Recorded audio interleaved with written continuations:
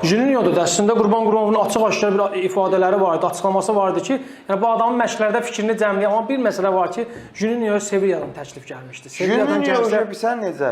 Juninho artıq tamam idi. Yəni belə deyək də, pikində idi də. pikində idi. Yəni o getməli idi jo. Yəni onu saxlasaydın komandada məsəl üçün ki, saxlaya bilməyəcəydin.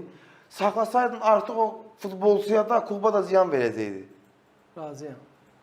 Marko ilə görünən odur ki, həm də Juninho ilə bağlı biraz məsələ fərqli idi, hücum fazasındadır. Marko Yankovicin istəyi qarşılanmalı, Yaponiyadan gələn təklif müsbət dəyərləndirilməlidir, yoxsa məbləğ artırılıb Qarabağda saxlanmalıdır? Onsuz da xanımam, Yankovic getdiyə qaldı, fərqi yoxdur. Qarabağ o mövqeyə futbolçu transfer eləməlidir. Artıq Montiel'i yetişdirir Qurban Qurbanov orada. Yəni. Əslində Sabahla oyunda da, ondan qabaqki oyunda start yatan Montiel'in yer alması əslində Markoya da bir siqnaldır, mesajdır. Məncə amma Montiel dayaq yarı müdafiəçisi deyil, sırf. Amma oynadır da, Qurban Qurbanov zaman-zaman Yəni görmüşdür. onu Azərbaycan çempionatında oynada bilərsən. İlqar Qurbanovu müdafiəçi eləyən adamdır da, yəni Qurban Qurbanov.